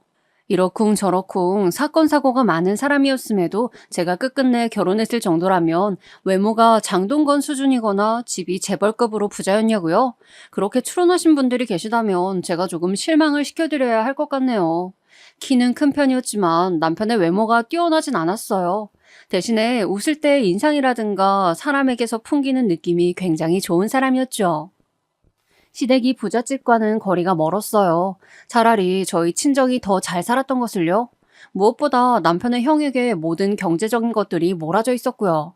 저에겐 아주버님 되시는 그분과도 또 두어 차례 사건들이 있었는데 하여간에 이런 것들까지 다 합치면 남편은 정말이지 저한테 미안한 것만 수십 가지였습니다. 그래서 제가 결혼하고 난 뒤로 남편을 꽉 휘어잡고 살 수 있었죠. 늘 당당하였고 거리낄 것 하나 없이 턱을 빳빳하게 쳐들고 다녔습니다. 그런데 바로 이런 제가 정말 황당한 사건에 휘말려서는 남편에게 면목이 없어지게 될 줄이야. 그때는 정말이지 미처 알지 못하였어요. 집안의 경제권을 제가 쥐고 있었거든요. 그래서 저는 이 돈을 잘 굴리고자 하였습니다. 요즘 분들은 모르실 거예요. 같은 동네 사람들끼리 하던 개모임이라는 것을 말이죠. 네, 맞아요. 바로 이 망할 놈의 개모임 때문에 제가 패가망신하여서 남편 앞에서 고개를 푹 숙이고 조아리는 신세로 전락하게 되었던 것입니다. 제가 개모임에 들어갔다가 돈을 왕창, 그것도 전 재산을 홀라당 날려버리고 말았으니 그 금액이 한 푼 두 푼이 아니었던 것이죠. 당시에는 말이죠. 동네 아주머니들끼리 같이 들었던 개모임은 단순한 친목 형태를 넘어선 일종의 마을 금융고와도 같은 것이었습니다. 개모임마다 차이가 있었기에 굴러가는 방식들이 다 똑같지 않았던 것은 나이가 조금 있으신 분들이라면 다 아실 거라고 생각해요. 대체로는 매달 일정한 금액을 모아서 한 사람에게 몰아주는 방식이었죠. 몰아주는 순서는 개주를 첫 번째로 하여 배려해주고 나머지 사람들은 각자의 형편에 맞추어 정하였습니다. 대신 앞번 순서들은 목돈을 일찍 타는 만큼 원금에다가 이자를 덧붙인 원리금을 매달 갯돈으로 내놓았고요. 반대로 뒷번 순서일수록 내는 갯돈이 원금보다 적게끔 책정이 되었습니다. 더 내는 이자가 덜 내는 돈을 충당하기 때문에 매달 일정한 갯돈이 만들어졌던 것입니다. 이 모든 것을 계모임의 대장격인 계주가 조율하고 정하여서 모든 운영까지 책임졌습니다. 그렇기 때문에 계주는 절대 아무나 맡을 수 있는 자리가 아니었어요. 만에 하나 사고가 나더라도 수습을 해낼 수 있을 거라는 믿음을 다른 사람들에게 줄 수 있는 인물이어야만 했습니다. 재력은 기본적으로 뒷받침되어야만 하였으며 각종 여러 가지 의견들을 한데 모아 조율을 할 수 있는 카리스마 또한 갖추고 있어야 하였고요. 당시에 저희 동네에서도 계모임이 있었는데 제가 들고 있었던 그리고 제가 돈을 잃어버렸던 계모임은 성직이 엄마가 계주를 맡고 있었습니다. 일남 삼녀의 자식들을 둔 성직이 엄마는 딸만 줄줄이 셋 낳았다가 넷째 막내 아들을 낳은 사람이었죠. 아들을 낳는 것에 한이 맺혀 있었던 사람으로 기억이 되었습니다. 아들의 이름인 성직에서 본따 불리는 성직엄마라는 호칭을 당사자가 무척 좋아했었죠. 제가 그 개를 들었던 사람이기 때문에 당연히 성직엄마와 친분이 있었으며 곧잘 재미있게 지냈던 사이였습니다. 저는 아들만 둘이었기에 딸만 계속 낳아 키우다가 막둥이로 드디어 아들을 얻은 성직엄마에게 이런저런 아들 육아법을 조언하고 또 전수해주는 역할을 맡고 있었어요. 그래서 저는요, 설마 하니 성직엄마 같은 사람이 갯돈을 홀라당 들고 튀어버리는 파렴치한일 거라고는 상상조차 못했었습니다. 그렇기에 그 어마어마한 돈을 쏟아부었었던 거예요. 한치의 의심도 없는 믿음이 있었기 때문입니다. 당시에 결실을 기다리면서 부었던 그리하여 제가 잃게 된 돈은 무려 7천만 원 가량이었습니다. 여기 계신 분들의 주 연령층을 제가 알진 못하겠으나 7천만 원은 지금으로 봐도 어마어마한 금액 아닌가요? 그 돈이 옛날로 따지면 그 가치가 얼마나 대단하였을지 짐작하실 수 있으리라고 믿어요. 무려 7천만 원이었습니다. 억울하기도 하지만 부끄럽고 창피해서 어디 가서 얘기를 쉬이 할 수도 없었습니다. 계모임 때문에 7천만 원을 날렸다니 이건 당한 사람도 바보 천치라고 불릴까봐 겁이 났었기 때문입니다. 아니야. 성직이 엄마가 그럴 리가 없어. 그 돈이 어떤 돈인데 우리 집의 모든 것임을 성직이 엄마가 뻔히 다 알고 있는데 알면서도 그럴 순 없으니까. 사람이면 감히 그래선 안 되니까 분명 오해가 있었을 거야. 무슨 피치 못할 사정이 있어서 잠시 사라진 것뿐이고 조금만 기다려보면 따로 연락이 오겠지. 아니면 본인이 모습을 금방 드러낼 수도 있고 그래, 그럴 거니까 일단은 믿고 기다려보자. 성직이 엄마와 지내면서 쌓아왔던 우정 때문에 저는 두 눈이 진실로 가리워져 있었습니다.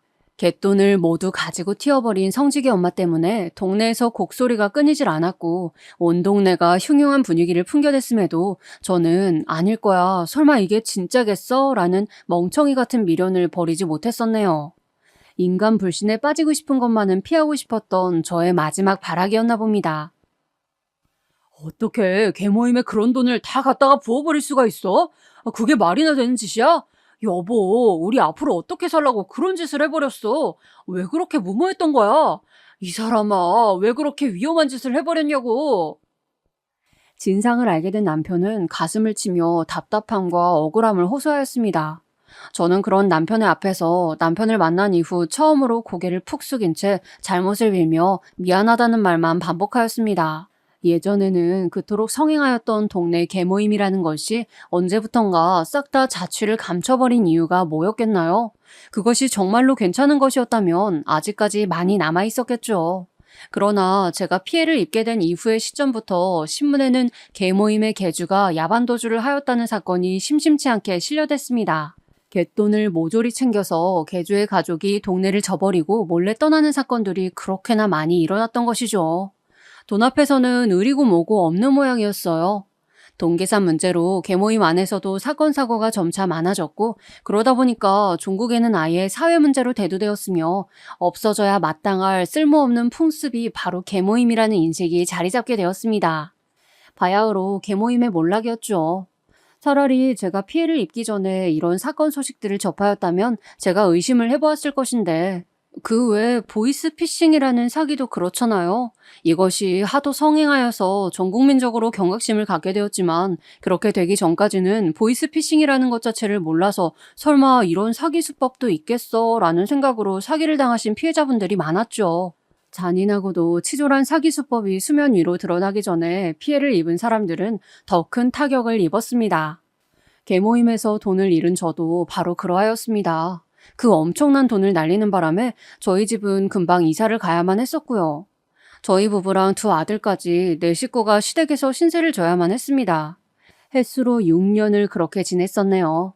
결혼해서 바로 살림 차린 후로 아이들 낳고 그렇게 살다가 상황 때문에 어쩔 수 없이 시부모님 댁에서 얹혀 살게 된다면 그 며느리의 심정이 어땠을지 여러분은 상상이 가시나요? 가시밭길도 그런 가시밭길이 없었고요. 시부모님 앞에서는 모든 것이 가시방석 위에 앉아있는 기분이었습니다. 더군다나 저의 어리석은 불찰로 인해서 돈을 모두 탕진하여 벌어진 일이었으니 저는 입이 10개라도 할 말이 없는 입장이었어요. 저는 죄책감 그리고 그런 어리석음으로 거액을 잃어버린 제 자신에 대한 분노, 혐오감 때문에 아주 심정이 말도 못할 만큼 복잡하였습니다. 진짜 농담이 아니고 저희 아이들만 아니었으면 콱 죽어버릴까 했었어요. 그 정도로 힘들었죠. 저는 시간이 갈수록 소극적인 사람이 되어갔고 시댁에 얹혀 산 지 4년이 지났을 무렵에는 완전히 기가 눌려 있었습니다. 어떻게 해봐도 계모임 때문에 날려버린 거액의 그림자에서 제가 벗어날 수가 없었어요. 고된 시집살이도 묵묵히 견뎌내야만 해야 했습니다. 결혼 전에는 자잘한 일들이 있었기 때문에 시부모님께서 저한테 결코 말씀을 쉽게 못하셨었는데 이제는 완전히 전세 역전이었죠. 뿐만 아니라 시댁 식구들도 전부 저를 힐난하며 우습게 여겼습니다. 저 때문에 남편이 늘 고생하고 산다며 이런 남편은 죽었다 깨어나도 못 얻는다면서 저한테 이혼당하지 않은 것만으로도 감사하고 살 줄 알아야 한다며 모두가 그렇게 말을 하였습니다. 그런 소리들을 하도 귀가 따갑게 듣다 보니까 정말 그런 걸로 여겨지더군요. 계모임에서 사기를 당하고 거액을 날려버린 뒤 시댁에서 얹혀 산 지 6년째가 되었을 때 비로소 저희 집은 분가를 하게 되었습니다. 그리고 이때는 이미 남편의 성격이 꽤나 변한 이후였어요. 자기 부모랑 사는데 자기는 어려움이 전혀 없었겠죠. 더군다나 자기 부모 앞에서 조아리는 자기 아내를 보면서 자연스레 서열 정리를 한 것도 어찌 보면 당연하였습니다. 저는 어느새 남편한테는 찍소리 못하는 아내가 되어 있었어요. 제가 원래 그런 것과는 거리가 먼 사람이었기 때문에 분하였던 것입니다. 원래 소심하고 남편 앞에서 고분고분한 아내였다면 분할 일도 적었겠죠. 하지만 저는 원래 남편의 머리 꼭대기 위에 있으려던 아내였기 때문에 이런 전세역전의 상황은 정말이지 뼈가 아픈 패배였습니다. 그래도 모두가 나한테 이혼 안 당한 것만으로도 천우는 타고났다고 말을 하잖아. 그런 걸 보면 내가 행운아인가 보지. 앞으로도 얌전하게 살아야겠지. 갯돈으로 날려버린 그 돈만 생각하면 자다가도 눈이 번쩍 떠지고 저절로 이가 갈리고 눈에서는 피눈물이 흘러나올 지경이지만 그게 다 나의 어리석음으로 그렇게 되었다고 모두가 말을 하니까 도망간 개주를 욕하기보단 속아 넘어간 나의 안일함을 탓하니까 내가 마땅한 죄인처럼 굴어야겠지. 저는 상황에 순응하며 지냈습니다. 제가 계모임에서 잃어버린 그 거액의 일부는 친정의 돈이었기 때문에 저는 차마 친정 식구들한테도 아무런 투정을 부리지 못한 채 그렇게 살았습니다. 미칠 듯한 죄책감과 개주였던 성직의 엄마에 대한 분노, 배신감으로 저는 만성두통을 앓게 되었죠. 제가 적은 저의 사연이니까 지금 또 솔직하게 적어보자면 그나마 남편이 제가 진실로 좋아했던 사람이었고 사랑이라는 설렘 감정을 담았던 사람이었기에 망정이었습니다. 그렇지 않았다면 저는 모든 염치 불구하고서라도 이혼을 했을 거예요. 제가 첫눈에 반했던 남자였기 때문에 버티고 참고 인내하고 스스로를 탓하면서 참았던 것입니다. 그런데 이런 얘기를 남편한테 하면 이 사람은 꼭 고맙다거나 이런 말 대신에 어깨를 무척 으쓱거리면서 잘난 체를 하기 때문에 하지를 못합니다. 사연을 통해서 적으니까 속이 제법 시원하네요. 그리고 또 제가 사랑하는 두 아들 녀석이 있어서 그 우울한 터널을 지나올 수 있었습니다. 자기 엄마가 그렇게나 큰 돈을 계모임이라는 것에서 사기를 당해 날려버리고 할아버지 할머니한테 맨날 꾸중이나 당하면서 사는 모습을 봐왔다면 아이들로서는 우리 엄마에게는 함부로 해도 되는 사람이네 이렇게 못된 생각을 했을 법도 합니다. 왜냐하면 아이들은 아직 세상의 때가 묻지 않았을 상태일 때는 순수하기 때문에 악한 생각을 품는 것도 그만큼 쉽기 때문이죠. 남편조차 자기 부모한테 휩쓸려가서 그쪽에 동조를 하였건만 우리 기특한 아들 녀석들은 그러지 않았습니다. 되려 우리 엄마는 우리가 지켜줘야겠다 이런 생각들을 했었다네요. 정말 낳고 키우는 보람이 있는 녀석들이죠. 제 아들들을 보면서 저는 밥을 안 먹어도 보기만 해도 배가 부르다는 표현이 무엇인지 제대로 실감했었네요. 지금도 물론 제 눈에는 예쁩니다만 장가들기 전에는 더 예뻤어요.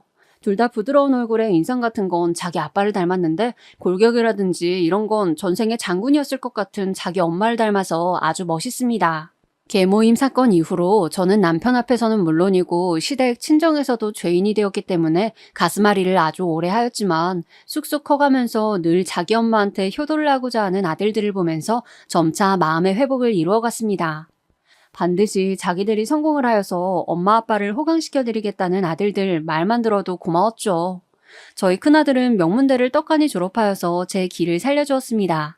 그 후로 취직을 했었다가 적성에 안 맞았는지 1년을 버티고 퇴사를 하였어요.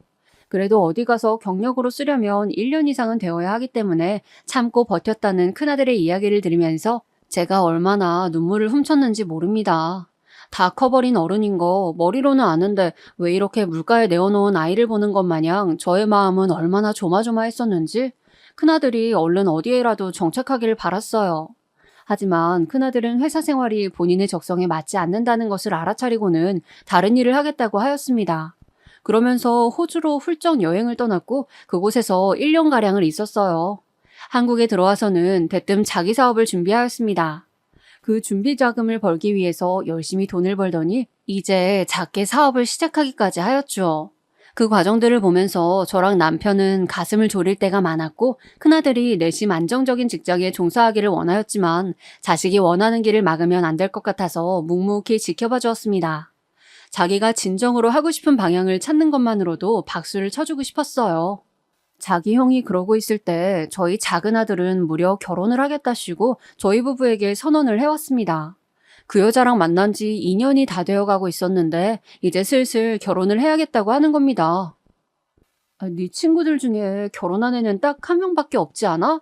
네가 지금 결혼하기에는 조금 이른 나이인데 여자친구가 바빠서 실질적으로 자주 만난 기간은 2년이 아니라 1년 정도밖에 안 된다면서. 그럼에도 결혼을 서두르겠다는 이유가 뭐야? 게다가 네가 그쪽에다가 밀어붙여서 결혼을 진행하는 거라고? 대체 네가 뭐가 부족하고 네가 뭐가 안달이 나서 그래? 제가 너무 당혹스러워서 작은 아들을 앉혀놓고 이런저런 말들을 해주면서 결혼은 심사숙고해야 한다고 확실하게 못을 박았습니다. 그랬더니 글쎄 작은 아들이 털어놓기를 그 여자친구가 저한테는 자기보다 2살 연상이라고 전에 말을 했었는데 그게 아니라 4살 연상이라고 하는 겁니다. 저를 속였던 것이죠. 4살 연상의 여자랑 결혼을 서두르다니 그 여자 나이로는 지금이 결혼하기 좋을 때라서 저희 아들이 맞춰주려는 것인가 이런 생각이 들었어요. 그러자 저희 작은 아들이 더욱 아깝게 느껴졌습니다. 제 그런 기색을 읽은 것인지 작은 아들이 싱글벙글한 표정으로 저한테 이렇게 말해주었어요. 엄마, 내가 지금까지 이걸 안 밝혔는데 내 여자친구 직업이 의사야, 의사. 뭐라고? 의사? 너 그게 정말이야? 그래, 엄마. 내가 왜 이런 걸로 거짓말을 하겠어? 의사라서 앞날이 창창하다고. 그러니까 차라리 내가 빨리 결혼해버릴래. 앞으로 다른 남자들이 채가면 어떡해. 저는 저도 모르게 작은 아들의 말에 수긍하면서 고개를 끄덕여버렸습니다. 이가 빡빡 깔리는 계모인 사기 사건 이후로 저는 속물적인 사람이 되었던 것인지 한창 공부에 열중하고 있었던 아들들의 학창 시절에 저는 집안에 사자가 들어왔으면 좋겠다는 말을 종종 했었습니다. 너희들이 사자 직업 못 가질 것 같으면 여자를 그런 여자로 만날 수 있도록 잘난 남자가 되면 돼. 알았어? 엄마도 사자 며느리 좀 가져보자. 그렇게 얘기했던 것을 작은 아들은 왜 그리 마음에 담아두었던 것일까요? 솔직히 작은 아들이 저의 그 이야기를 마음 깊숙이 간직하고 있었을 줄은 상상도 못했었어요. 아무튼 결혼을 하고 싶다고 하길래 그 상대 아가씨의 얼굴이나 직접 보자고 그랬었습니다. 며칠 뒤에 작은 아들의 여자친구가 인사를 왔어요. 그 아가씨 첫인상은 그냥 전체적으로 수수한데 눈빛에 묘한 도끼가 보인다는 것 정도였습니다. 의사가 되려면 공부를 엄청 했었을 테니 눈빛이 흐리멍텅하면 그게 더 이상한 것이었겠죠. 저는 그리 생각하고 넘겼는데 첫 대면 이후로 몇 주 뒤에 같이 카페를 갈 일이 있었어요. 결혼을 진행하는 게 사실이 되었으므로 더욱 친분을 쌓으면 좋겠다는 생각이었죠. 커피랑 빵을 먹다가 뭔가 더 먹고 싶어서 음료랑 케이크를 추가로 시켰어요. 주문한 것이 나왔다고 벨이 울리길래 바깥 자리에 앉아 있었던 제가 냉큼 일어났죠. 그랬더니 그 아가씨가 금세 저를 따라왔습니다. 같이 음료랑 케이크를 받으러 가자면서 말이죠. 저는 그래서 속으로 도리를 안 해 이런 생각만 하고 있었어요. 그런데 다음 순간 저의 귀에 들려온 목소리. 저번에도 뵙고 느꼈지만 어머님께서 전적으로 아버님께 맞춰주시고 사시는 것 같아요. 뭐랄까 하나부터 열까지 다 수발을 들어주시는 느낌? 그렇게 느꼈어? 나는 그런 거 잘 모르고 안 따지고 살았는데 그렇게 보일 수도 있겠구나. 어머님, 의사 며느리 얻게 되셨으니까 앞으로는 제 수발도 들어주실 거죠? 옛날부터 의사 며느리 드리는 걸 엄청 원하셨다고 들었어요. 그러니까 저한테도 잘해주실 거라고 믿어요. 기대할게요.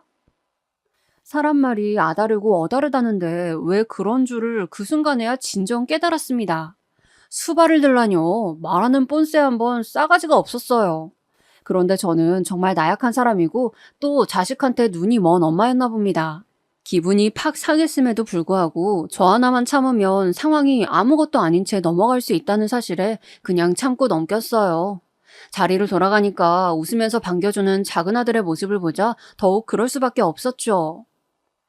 설마 제가 결혼하고 나서 나한테 기어오르는 며느리가 되진 않겠지? 의사라서 자기 일만으로도 충분히 바쁜 것 같던데 나한테 기어오를 시간이나 있겠어? 그래, 그럴 거야.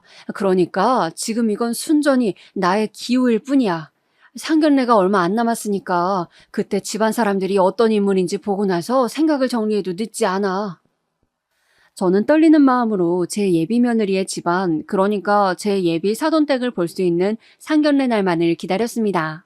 작은 아들은 저희 식구들에게 자기 연애 이야기를 거의 안 하면서 지냈기 때문에 결혼하고 싶다고 의사를 밝혀오기 전까지는 저는 작은 아들이 만나는 여자친구가 어떤 사람인지조차 몰랐어요.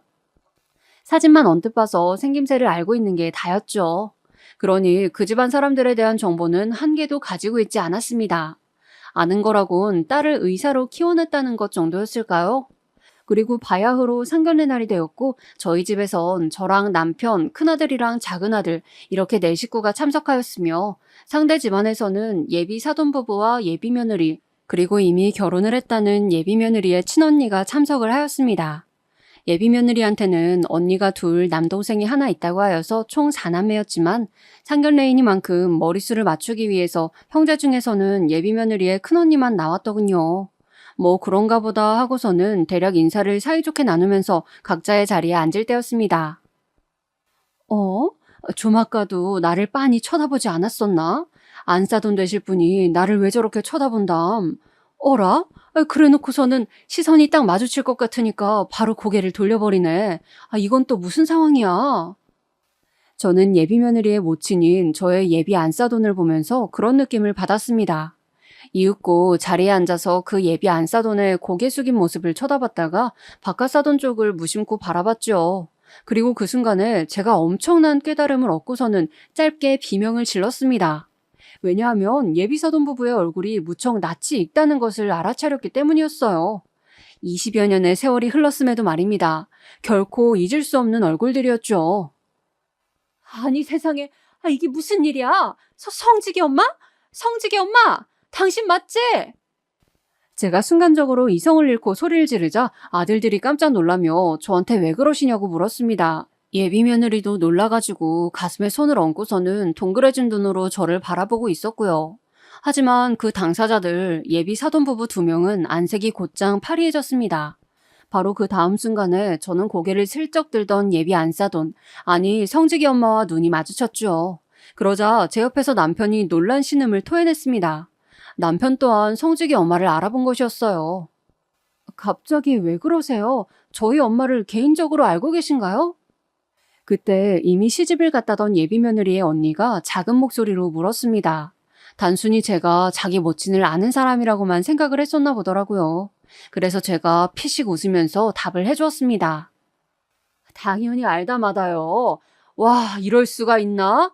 길을 쓰고 찾아보려고 할 땐 안 보이더니 이런 식으로 만나게 되네. 이래서 사람은 죄 짓고는 못 산다고는 하는 건가 봐. 안 그래요, 성직이 엄마? 이 사기꾼아! 내 돈, 우리 집의 전 재산이었던 피 같은 돈을 가지고 야반도주를 했던 이 망할 여자야. 너 오늘 잘 걸렸다. 제가 자리에서 벌떡 일어나자 성직이 엄마가 작게 비명을 지르면서 앉은 자리에서 뒷걸음질을 치려다가 의자에서 굴러 떨어졌습니다. 그 옆에서 예비 며느리, 아니 예비 며느리였던 아가씨가 어쩔 줄을 몰라 했고요. 성직이 엄마의 남편, 그 아저씨는 누나를 이리저리 흔들면서 입술까지 덜덜 떨었습니다. 그때 제 남편이 테이블을 빙 놀아서 걸어가더니 바로 그 아저씨의 멱살을 잡아 흔들었어요. 이제야 만나는구나, 이 사기꾼 집안아. 지금까지 발 뻗고 잠만 잘 잤겠지? 아닙니다. 저희도 너무 힘들었어요. 마음이 어려워서 죄책감 때문에 잘 못 살았습니다. 어디 뚫린 입이라고 변명을 짓거려대? 이 범죄자 주제에. 상황 파악이 된 저희 아들들은 바로 분노했습니다. 설마 하니 저희 식구를 그렇게나 힘들게 만들었던 계모임 사기 사건의 주범이 예비사돈 집안이었다니. 특히나 작은 아들이 충격을 크게 받았는지 자기의 예비 신부였던 아가씨에게 외쳤습니다. 집이 경제적으로 어렵지 않아서 의사 되기에 유리했다고? 나한테 분명히 그렇게 말했었지? 그 돈이 우리 집 등쳐먹어서 생긴 돈이었어? 너같이 구역질 나는 집안의 여자한테 빠져서 결혼까지 하려고 했다는 게 정말 수치스럽다. 네 집안 때문에 우리 집이 얼마나 힘들게 살았었는지 알아? 우리 엄마가 얼마나 고통스러운 나날을 버텨왔는지 알기나 하냐고. 작은 아들이 소리를 지르자 그 아가씨가 창백해진 얼굴로 아무 말도 못하였습니다. 자기가 어렸을 적에 온 가족이 야반도주를 했었다는 것을 본인도 확실히 기억하고 알고 있었을 테니까요. 그 야반도주의 계기가 계모임 사기였고 피해자가 저희 집이었다는 것은 몰랐던 모양이었습니다. 곧 눈물을 뚝뚝 흘리면서 그런 말들을 해댔는데 솔직히 전혀 와닿지가 않았습니다. 파혼은 당연하고 나는 피해받았던 값도 두둑하게 돌려받아야겠어. 내놔, 돈 내놓으라고. 제가 성직이 엄마의 멱살을 거칠게 흔들면서 말하자 그 집 큰딸이 경찰을 부르겠다고 하더라고요. 그래서 제가 그랬어요. 부를 거면 빨리 부르라고요. 경찰 불러서 왜 이런 일이 일어났는지 소상히 고하고 당신의 시댁에도 이 사실을 다 알리고 당신의 동생이 일하는 병원에도 이 소식을 널리 퍼뜨리자고 그랬습니다. 그랬더니 성직이네 아저씨가 무릎을 꿇었습니다. 곧 그 집 큰딸도 옆에서 무릎을 꿇고는 실언을 했다며 사과하더군요. 조금도 지체하기 싫었고 저는 당장 은행으로 가서 성직이 엄마 그리고 예비 며느리였던 그 아가씨의 계좌에서 돈을 넘겨받았습니다. 돈을 순순히 주겠다더니 사람 마음이 어쩜 그렇게 간사한지. 은행에 가자 말을 바꿔서 7천 정도가 아니라 5천 정도였다면서 우기더군요. 성직이 엄마, 나는 그 증거장부를 이날 이때껏 간직하고 있었어. 내가 그거 집에 가서 가져올까? 그럴 것 없이 그냥 딸내미가 다니는 병원에 가서 의사들한테 상황 설명하고 기금 받는 게 더 빠르겠다. 안 그래? 제가 나긋하게 말을 해주자 그제서야 돈을 탈탈 털어서 저에게 입금해 주었습니다. 총 받은 금액 7,200만 원, 그들 수중에 있었던 현금의 전부와 맞먹는 금액이었습니다. 솔직히 더 받고 싶었지만 그러지를 못했네요. 대신에 저는 그 아가씨가 다니는 병원에 소문을 흘려버렸습니다. 사기꾼 집안이라서 파혼당했다고 말입니다. 2달 후에 그 병원을 그만두었더군요. 소문을 안 내겠다는 약속을 지키지 않은 것은 저희 측의 잘못은 맞지만 애초에 신의를 저버리고 돈을 떼어먹는 엄청난 사기를 친 집구석에서 설마 저희가 그런 약속을 지킬 것이라고 염치 없이 기대한 것은 아니었겠죠. 작은 아들은 자기 지인들에게 전부 다 소문을 내서 성직이네 집안의 자랑이었던 의사 딸의 앞길을 그 후로도 제대로 막아버렸답니다.